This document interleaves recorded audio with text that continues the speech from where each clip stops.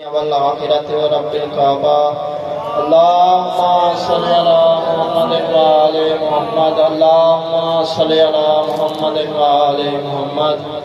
اب میں ملتمس ہوں خطیب ولایت علی جناب علامہ کلیم عباس علوی صاحب کے موضوع ممبر ہوں اور فضائل و مصائب محمد و علی محمد علیہ السلام بیان فرمائیں۔ قیامت سے قبل نعرہ تکبیر، بآواز بلند نعرہ تکبیر، نعرہ رسالت، نعرہ حیدری، حسینیت، یزیدیت، محمد و آل محمد کے دشمنوں پہ لعنت، پاک سیدہ کے دشمنوں پہ لعنت، بآواز بلند تر صلوات۔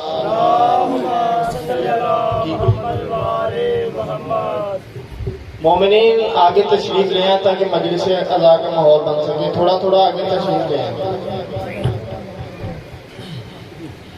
نعرہ تکبیر۔ اللہ رحمان ہے، رحیم ہے، 14 کا خالق ہے، مل کے نعرہ تکبیر، نعرہ رسالت۔ اے رسول، اگر میں تجھے نہ بناتا تو کائنات کی کوئی چیز نہ بناتا۔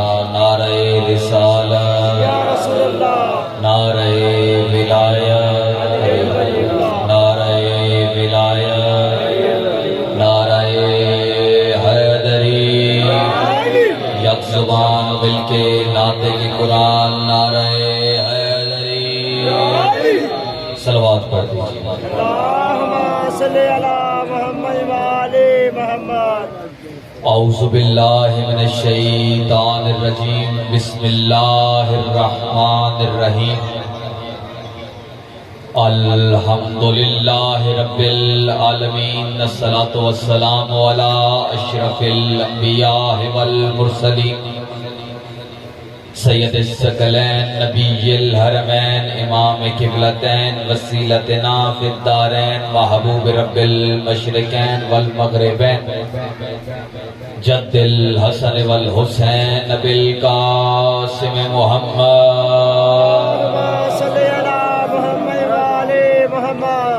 الحمدللہ الذی جعلنا من المتمسکین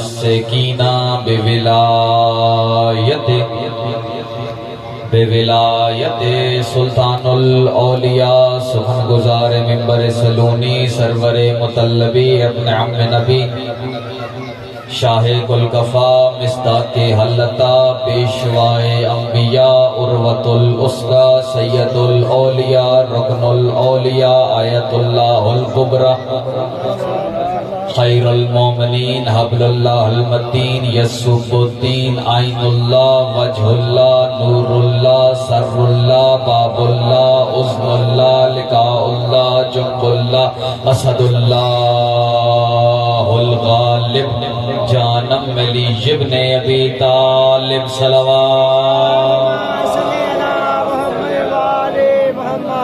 وآلہ الطیبین الطاہرین المعصومین المظلومین۔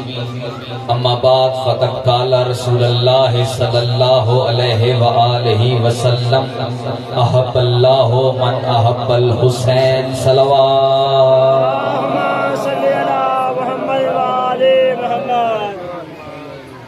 آج کا دن دعاؤں کی قبولیت کا دن ہے۔ مالکہ کونین مجھ حقیر سمیت میرے بعد علماء و ذاکرین کا پڑھنا اپنی بارگاہ عالیہ میں قبول و منظور۔ مخدومہ عالمیان، جتنے بھی عزاداران امام حسین علیہ السلام صف عزا پر بیٹھے ہیں، جتنے آنا چاہتے ہیں، جتنے آ رہے ہیں، مالک سب کی دلی حاجات کو اپنی بارگاہ عالیہ میں قبول و منظور۔ مخدومہ عالمیان ہمیں اپنے بیٹے کا اچھی طرح سے غم منانے کی توفیق عطا فرمائے۔ مخدومہ عالمیان ہم کو ولایت امیر المومنین علی ابن ابی طالب علیہ السلام پر ثابت قدم رہنے کی توفیق عطا فرمائے۔ محمد و آل محمد کے صدقے میں جتنے بھی پریشان حال ہیں، مخدومہ عالمیان سب کی پریشانیوں کو دور فرمائے۔ جتنے مقروض ہیں مالک سب کے قرض غیب سے ادا کر۔ آمین کہا کریں۔ یہ وہ صف عزا ہے کہ مولا فرماتے ہیں کہ اس صف عزا پر بیٹھ کر اگر کوئی بیمار ہو تو اس کو شفا ملتی ہے، کوئی گناہگار ہو تو اس کو نجات ملتی ہے۔ میں جملہ کہنا چاہتا ہوں، ایسی یہ مجلس ہے، ایسا یہ ذکر ہے حسین کا کہ اگر کوئی آسی بن کے آئے، اسیر بن کے آئے تو حسین میں اتنی طاقت ہے، حسین اسے حر علیہ السلام بنا کے بھیجتے ہیں۔ سلامت رہے آپ جو ہاتھ اٹھے سبحان اللہ۔ ایسی طاقت ہے حسین میں۔ حسین آسیوں کو نجات دیتا ہے۔ جب میں یوں کیوں نہ کہوں کہ دین جب مشکل میں پڑ جائے، میں نے انسان کی بات نہیں کی بابا جی، میں نے کسی عام آدمی کی بات نہیں کی، مولوی کی بات نہیں کی، میں نے کہا دین پر جب مشکل بن جائے، جس کے ذریعے دین اپنی مشکل کو حل کروائے اسے حسین کہتے ہیں۔ سلامت رہیں آپ یار، سلامت رہیں آپ، اسے حسین کہتے ہیں۔ پہلے دن میں نے مجلس پڑھی تھی تو میں نے یہ رسول خدا کی حدیث پڑھی تھی کہ احب اللہ من احب الحسین، اللہ اس سے محبت کرتا ہے جو حسین سے محبت کرتا ہے۔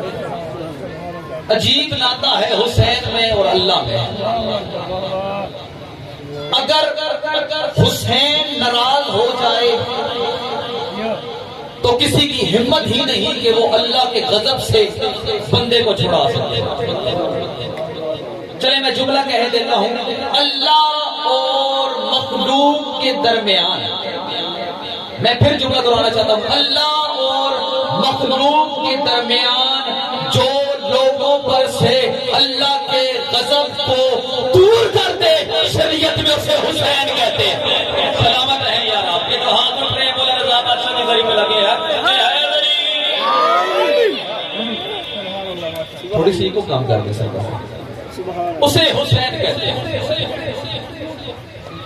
حسین ایسا لجپال ہے، ایسا لجپال ہے۔ چلے میں ایک باریک سا جملہ کہنا چاہتا ہوں میرے پڑھے لکھے سامعین کے سامنے۔ حسین خطرناک حد تک لجپال ہے۔ جملہ کھا گئے یار آپ، حسین خطرناک حد تک کریم ہے۔ آپ مجھ سے پوچھے کلیم ابا سلوی آپ نے یہ کیوں کہا کہ خطرناک حد تک؟ چلے میں ایک روایت پڑھتا ہوں، السخی یعطی بعد السوال وکریم یعطی قبل السوال۔ حسین سخی نہیں، حسین کریم ہے۔ حسین ایسا لجپال ہے کہ مولا کے دروازے میں ایک بندہ آیا، اس نے کہا مولا حاتم طائی بڑا امیر تھا یا آپ کے بابا زیادہ امیر تھے؟ سرکار نے فرمایا ہمارے بابا۔ اس نے کہا حاتم طائی کے تو 70 دروازے تھے، اس کے جائے پہلے دروازے میں بندہ جاتا تھا، وہ وہاں سے بھی بھیک دیتا تھا، پھر وہ دوسرے دروازے میں جاتا تھا، وہاں سے بھی بھیک دیتا تھا، پھر وہ تیسرے دروازے میں جاتا تھا، وہاں سے بھیک دیتا تھا۔ 70 دروازوں پر ایک فقیر جاتا تھا، وہ 70 جگہ سے خیرات دیتا تھا۔ آپ کے بابا کیسے بڑے سخی ہو گئے؟ مولا حسین بادشاہ مسکرائے، مولا حسین نے کہا اے سوال کرنے والے سن، جو میرے بابا کے دروازے پہ آتا تھا ہم اس کو پہلی بار اتنا دے دیتے تھے، اسے کسی دروازے پہ جانے کی ضرورت نہیں پڑتی۔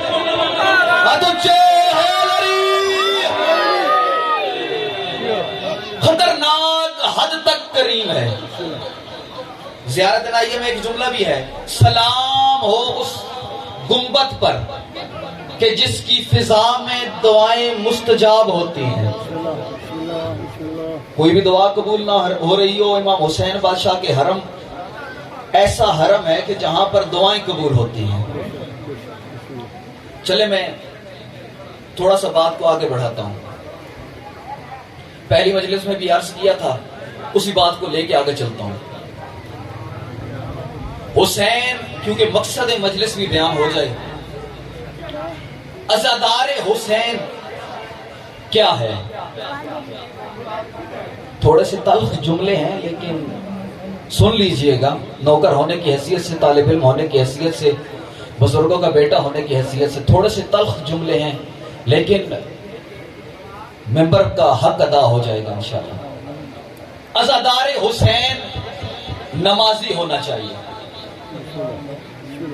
عزادار حسین غیرت مند ہونا چاہیے، عزادار حسین محمد و آل محمد کی شریعت پر عمل کرنے والا ہونا چاہیے۔ آپ سب عزادار بیٹھے ہیں، میں بھی عزادار ہوں، آپ کی جوتیوں کا نوکر ہوں، بتانا چاہتا ہوں کہ عزادار حسین کو کیا ہونا چاہیے، معیار کیا ہے عزادار حسین ہونے کا۔ جب ہم میں یہ کوالٹی پوری ہو جائیں گی تو ہم اس فہرست میں کھڑے ہو جائیں گے جو عزاداران امام حسین علیہ السلام کی صفت ہے۔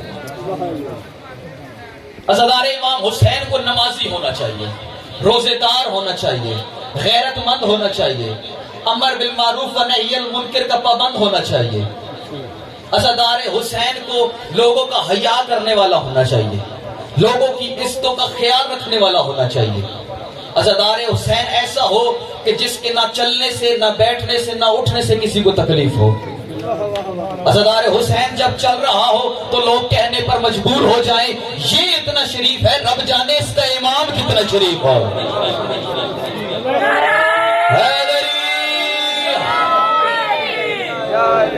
عزادار امام حسین علیہ السلام ایسا ہونا چاہیے کہ اس کے کردار سے پتہ چلے، کیونکہ مقصد ہے آج برآمدگی ہونی ہے، پھر عشرہ محرم یہاں سے وقتی طور پر ختم ہو جانا ہے، ایسے تو تا قیامت جب تک تا ظہور امام زمانہ رہے گا یہ عشرہ محرم یہ مجالس قائم رہیں گی۔ تو ایک مقصد بیان کرنا چاہتا ہوں تاکہ آپ کو پورا سال یاد رہے کہ عزادار امام حسین کو کیسا ہونا چاہیے۔ بزرگوں کے لیے نہیں، جو میرے چھوٹے بھائی بیٹھے ہیں، بچے بیٹھے ہیں، ان کے لیے میں مقصد بیان کرنا چاہتا ہوں۔ عزادار امام حسین علیہ السلام کو غیرت مند ہونا چاہیے، ایسا ہونا چاہیے کہ لوگ کہنے پر مجبور ہو جائیں یہ ایسا ہے، رب جانے اس کا امام کیسا ہوگا۔ آپ کو دیکھ کر لوگ کہیں کہ یار اس کو دیکھو یہ حسین کی جیسے سیرت پر عمل کر رہا ہے، ہم کو بھی ایسا بننا چاہیے۔ پہلی مجلس میں بھی جملہ کہا تھا کہ کیا ہونا چاہیے جی، حسین کے عزادار کو غیرت مند ہونا چاہیے۔ بے غیرت بندے کو نہیں بابا جی پتا کہ حسین کیا ہے۔ جو کسی کی غیرت پر نظر ڈالتا ہے، کسی کی عزت پر نظر ڈالتا ہے، اسے کیا پتا کہ حسین کیا ہے۔ جو بندہ اندر سے غیرت مند ہے وہی امام حسین بادشاہ کا سچا عزادار ہو سکتا ہے۔ جملے تھوڑے سے تلخ ہیں لیکن ممبر کا حق ادا کر رہا ہوں۔ غیرت مند بندہ امام حسین بادشاہ کو مان سکتا ہے، بے غیرت بندے کو کیا پتا کہ حسین کیا ہے، شرابی بندے کو کیا پتا کہ حسین کیا ہے، بے نمازی بندے کو کیا پتا کہ حسین کیا ہے۔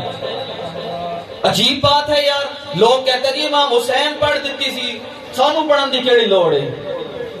میں کہ بندے نو کیا یار روزے رکھا کر، او جی روزے پیرا دے ہوندے نے، ساڈے ماڑے بندہ دیاں قبراں ہوندیاں نے۔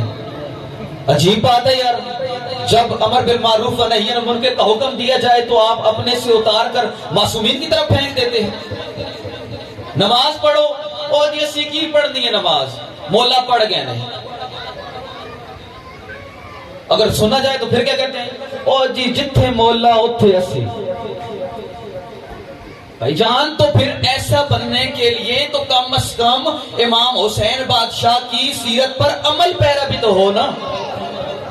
امام حسین بادشاہ نے مقصد دیا ہے کربلا میں، کربلا کوئی ویسے نہیں پیش آ گئی، اس کے پیچھے مقصد تھا۔ کوئی بھی کام ہوتا ہے اس کا ایک منظر ہوتا ہے، ایک پس منظر ہوتا ہے۔ کربلا کا پس منظر تھا دین محمد و آل محمد کو رہتی دنیا تک قائم کرنا۔ یزید چاہتا تھا کہ وہ دین محمد و آل محمد میں تبدیلی کر دے۔ میرے اہل سنت بھائی بھی بیٹھے ہیں، میں ان کو پیغام دینا چاہتا ہوں۔ یزید چاہتا تھا کہ دین محمد و آل محمد میں تبدیلی کر دے، لیکن حسین نے اپنے سمیت، اپنے بچوں سمیت قربانی دے کر رہتی دنیا تک تقدیر کے ماتھے پر رکھ دیا کہ جب تک میں حسین رہوں گا تب تک دین بھی رہے گا، محمد بھی رہے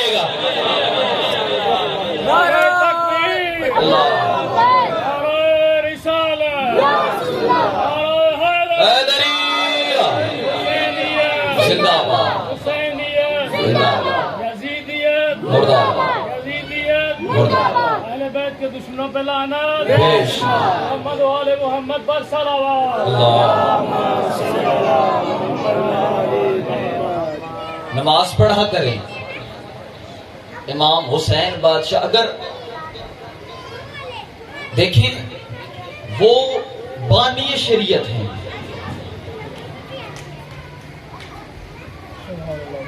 نماز کی ان کو ضرورت نہیں وہ خود نماز ہے مولا نے فرمایا مولا امیر المومنین علیہ السلام نے فرمایا انا صلاۃ المؤمنین میں مومنوں کی نماز ہوں تو یار جو مومنوں کی نماز ہے وہ نماز پڑھ رہی ہے تو مطلب یہ ہے کہ کوئی تو بات ہے نا وہ محمد و آل محمد ہم کو اطاعت خدا بندی سکھانے کے لیے آئے محمد و آل محمد ہم کو بتانے کے لیے آئے ہیں کہ جو ہم اتنے لجپال ہیں جو ہم اتنے بڑے سخی ہیں جو ہم اتنے بڑے کرم کرنے والے ہیں رب جانے ہمارا اللہ کتنا بڑا کرم کرنے والا ہو امام حسین بادشاہ غیرت مندوں کے امام چلے ایک روایت پڑھتا ہوں تاکہ تھوڑے سے مجلس اور قریب ہو جائے مصر میں 2 میاں بیوی رہتے تھے آپ نے یہ جملہ یاد رکھنا ہے انشاءاللہ آپ کو لطف آئے گا حسین بادشاہ غیرت مندوں کا امام ہے بے غیرت کو نہیں پتا کہ حسین کیا ہے مصر میں 2 میاں بیوی رہتے تھے میاں تجارت کے لیے جانے لگا اس نے اپنی بیگم سے کہا کہ یہ میرا 5 سال کا بچہ ہے اس کا خیال رکھنا 5 یا 6 سال بعد جب وہ واپس آیا نا تو ایک بچے کے ساتھ دوسرا بچہ کھیل رہا تھا توجہ اس نے کہا یہ بچہ تو میرا ہے یہ بچہ کس کا ہے اس نے کہا یہ بھی تیرا ہے توجہ اس نے کہا یہ بھی تیرا ہے اس نے کہا نہیں تو نے میری امانت میں خیانت کی ہے میں تجھے طلاق دیتا ہوں اس نے کہا مجھے طلاق نہ دے اب میں جملہ سامعین گرامی کا آپ کے حوالے کرنا چاہتا ہوں اور میں دیکھنا چاہتا ہوں جو سنی شیعہ احباب بیٹھے ہیں وہ سرکار محمد مصطفیٰ کی فضیلت کا جملہ کیسے سنتے ہیں اس نے کہا میں تجھے طلاق دیتا ہوں اس نے کہا مجھے طلاق دینے کی ضرورت نہیں اس محمد کی بارگاہ میں چلتے ہیں جس کے ہاتھوں پر پتھر بھی کلمہ پڑھتے ہیں اس محمد کی بارگاہ میں چلتے ہیں جس کے ہاتھوں پر پتھر بھی کلمہ پڑھتے ہیں ایک بچہ مرد نے اٹھایا ایک عورت نے اٹھایا چل پڑے مصر سے چلے سفر کرتے کرتے کرتے کرتے کرتے مدینہ پہنچے مدینہ رسول کا اصحاب کی کچہری لگی ہوئی رسول خدا ممبر پہ جلوہ افروز ممبر ہے رسول خدا خطبہ دے رہے ہیں وہ بندہ آیا مصری کہتا ہے یا رسول اللہ مصر سے آیا ہوں دور کا سفر کر کے آیا ہوں یا رسول اللہ ایک سوال کرنا چاہتا ہوں رسول خدا نے کہا پوچھ اس نے کہا یا رسول اللہ میں سفر پر گیا تھا اپنی بیوی کو کہہ کے گیا تھا یہ میرا ایک بچہ ہے اس کا خیال رکھنا رسول خدا میں 5 سال بعد جب واپس گیا میں نے دیکھا ایک بچے کے ساتھ دوسرا بچہ کھیل رہا تھا میں نے کہا یہ بچہ تو میرا ہے یہ بچہ کس کا ہے اس نے کہا یہ بھی تیرا ہے میں اس کو طلاق دینا چاہتا تھا اس نے کہا طلاق دینے کی ضرورت نہیں آپ محمد کی بارگاہ میں چلتے ہیں یا رسول اللہ میں ان کو لے کر آپ کی بارگاہ میں آ گیا ہوں رسول خدا مجھے اس سوال کا جواب دیجئے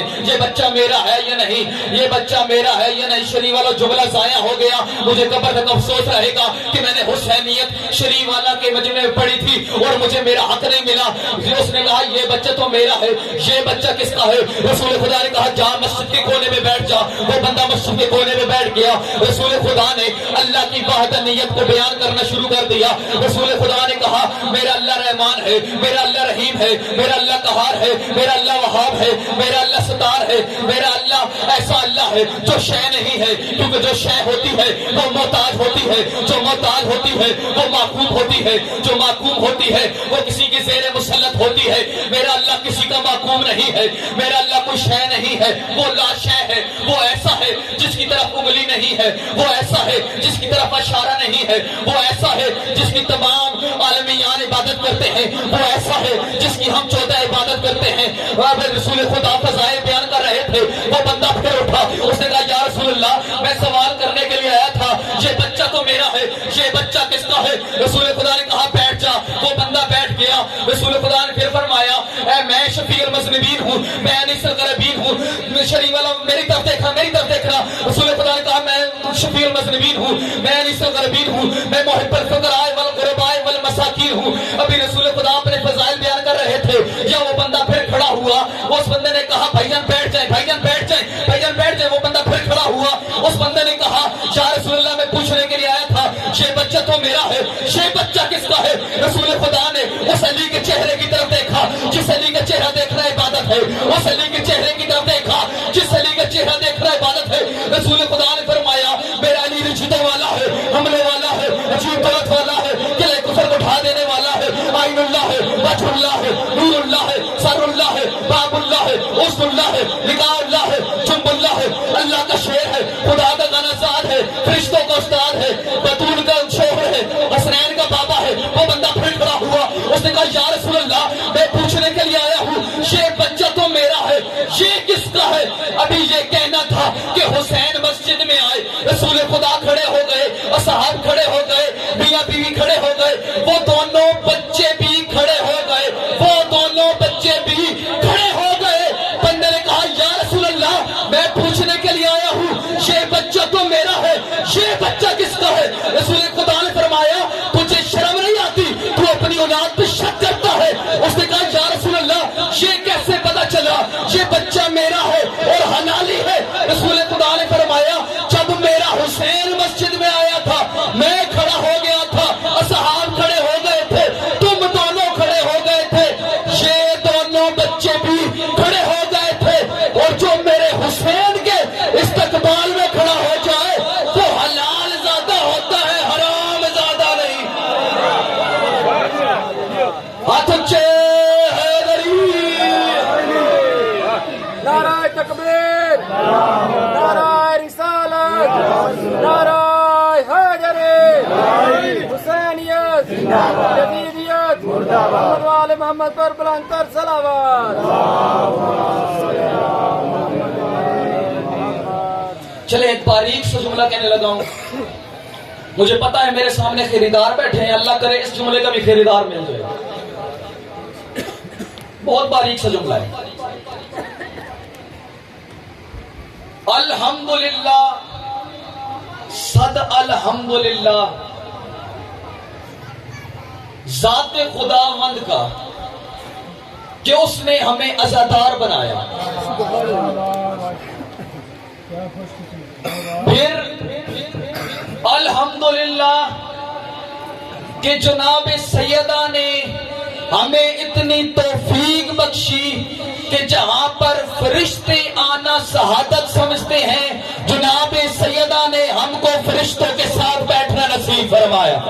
سلامت رہیں یار, آپ سلامت رہیں. بابا جی میڈیسن, دوائی ایک ایسی چیز ہوتی ہے جو مرضوں کا علاج ہوتی ہے. یعنی کوئی مرض لاحق ہو جائے تو میڈیسن دی جائے تو شفا ملتی ہے. یار اس سے بڑا جملہ کلیم باسلوی کے پاس نہیں. اگر آپ نے پہلے سنا ہو تو پھر دعا دیجئے گا, اگر نہ سنا ہو جتنا صرف میرا حق بنتا ہے مجھے حق دیجئے گا.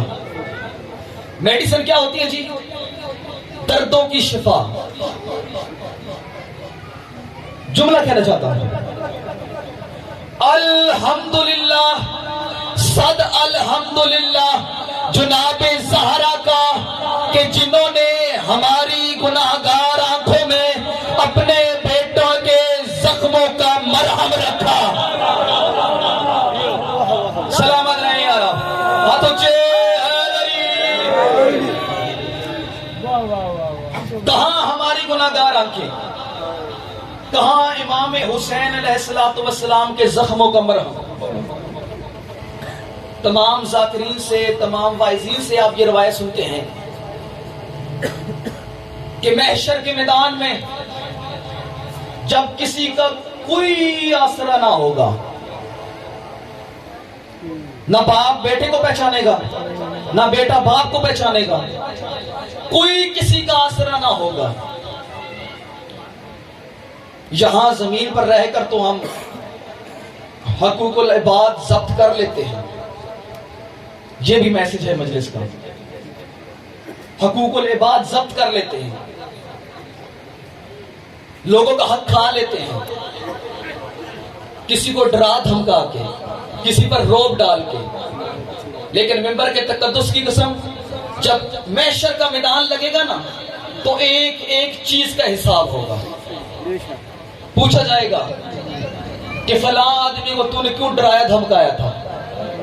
اور بابا جی جو جگہ مقبوضہ ہو نا، مقبوضہ کسی سے بندہ قبضہ کر لے، چھین لے، اچھا اب نماز کیا ہے؟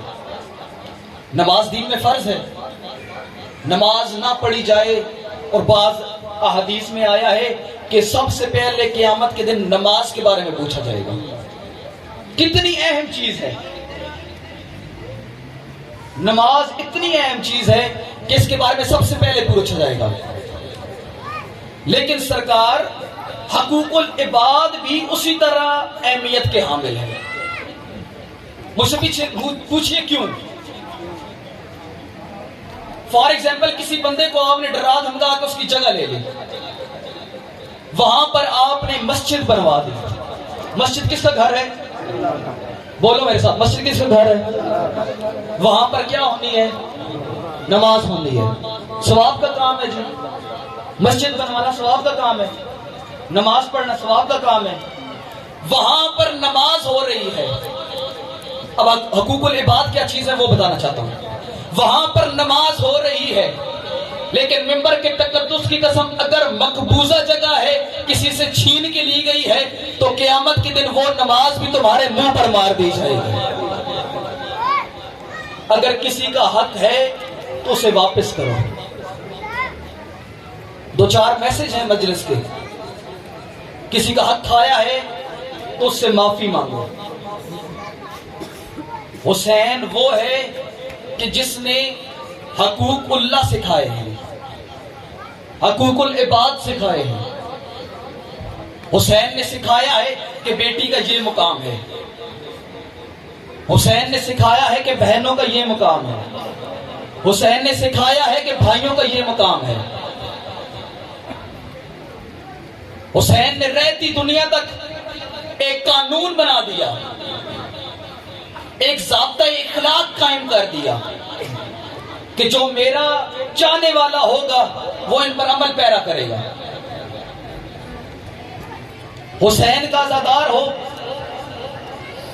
تو محمد و آل محمد کا واسطہ ہے، کسی کا حق نہ کھانا۔ یار شیعہ قوم کس چیز کو رو رہی ہے؟ سلامت رہیں آپ۔ بابا جی کہتے ہیں حق کو، جملہ پڑھوں میں، اگر جناب زہرا کو حق مل جاتا، اجرکم من اللہ، پہلے جملے بھی سامعین بیدار ہو گئے، اگر جناب زہرا کو حق مل جاتا، عزادارو کربلا کا واقعہ نہ ہوتا۔ میں جملہ بدل کے کہنا چاہتا ہوں، اگر جناب زہرا کو حق مل جاتا، علی اکبر کے سینے میں برچھی نہ لگتی۔ میں جملے پھر کہتا ہوں، اگر جناب زہرا کو حق مل جاتا، قاسم کی لاش پہ گھوڑے نہ دوڑتے۔ اگر جناب زہرا کو حق مل جاتا، علی اصغر کے گلے میں تیر نہ لگتا۔ عزاداروں مجھ سے پوچھو کہ وہ کون سا تیر تھا؟ وہ ایسا تیر تھا کہ جس کی 3 نوکیں تھی۔ عزاداروں آپ کو پتہ ہے جب اونٹ کو ذبح کیا جاتا ہے تو اس کو 3 جگہ سے نہر کیا جاتا ہے۔ مجھے ممبر کے تقدس کی قسم، علی اکبر کو، علی اصغر کو ظالموں نے وہ تیر مارا ہے جس میں عرب میں اونٹوں کو نہر کیا جاتا تھا۔ اجرکم من اللہ، اجرکم من اللہ۔ اگر جناب زہرا کو حق مل جاتا، بس ایک جملہ مصاحب کا، بھائی جان آگے ہیں، علامہ صاحب آ رہے ہیں۔ جناب زہرا جب گئی نا دربار میں، جناب زہرا کے بال سفید نہیں تھے، بال سیاہ تھے، کمر سیدھی تھی، 18 سال یا 19 سال کا سن تھا جناب زہرا کا. جناب زہرا دربار میں گئی. جناب زہرا نے کہا میرے بابے کا حق مجھے دے. عزیزانو رونا اس بات کا نہیں، بے شک حق نہ دیتا. مجھے ممبر کے تقدس کی قسم ایک بدتمیز اٹھا، اس نے جناب زہرا کے رخسار پہ تماچا مارا. عزیزانو بس تماچے کا لگنا تھا، جناب زہرا کے بال سفید ہو گئے. ایک بغیرت نے وہ سند لی جو محمد مصطفیٰ نے لکھ کر دی تھی، اس نے سند کے ٹکڑے ٹکڑے کرنا شروع کیا. عزیزانو ظلم کا جملہ ہے، مصائب کا جملہ ہے، صرف ٹکڑے ٹکڑے نہیں کیے، اس نے اس سند پر تھوکنا شروع کیا جو محمد مصطفیٰ نے اپنے ہاتھوں سے لکھی تھی. اس نے ہوا میں ٹکڑے پھینکے. بس عزیزانو جناب زہرا ٹکڑے اٹھا رہی تھی، ٹکڑے اٹھا رہی تھی، یا بال سفید ہو گئے. مجھے وہ کربلا کا منظر یاد آ گیا جب جناب زہرا ٹکڑے اٹھا رہی تھی کربلا کے میدان میں. وہی کچھ جناب قاسم کے ساتھ ظالموں نے کیا. بس جناب قاسم کا زین چھوڑنا تھا. ادھر کی فوجیں ادھر، ادھر کی فوجیں ادھر، بائیں کی فوجیں بائیں چلی گئی. جناب قاسم جب تک زین پر تھے تو قاسم تھے، جب زین سے زمین پر آئے تو تقسیم ہو گئے. جناب زہرا کے لال نے ایک گٹھڑی بچھائی، گٹھڑی پہ گلستان سے پھول چننا شروع کر دیے. بس پھولوں کا چننا تھا. جناب حسین نے کہا قاسم مجھے تیرے گانے والا ہاتھ نہیں مل رہا، قاسم مجھے تیرے گانے والا ہاتھ نہیں مل رہا. جناب حسین ٹکڑے چنتے ہیں گٹھڑی پہ رکھتے ہیں، ٹکڑے چنتے ہیں گٹھڑی پہ رکھتے ہیں. شاید کالے برقعے والی بی بی تھی، اس نے ٹکڑے چن کر گٹھڑی پہ رکھا. کہا کون ہے جو اس مظلومیت کے وقت میں میرا ساتھ دے رہا ہے؟ کہا بیٹا حسین، تیری اماں زہرا بقیہ چھوڑ. لعنت اللہ علی القوم الکافرین.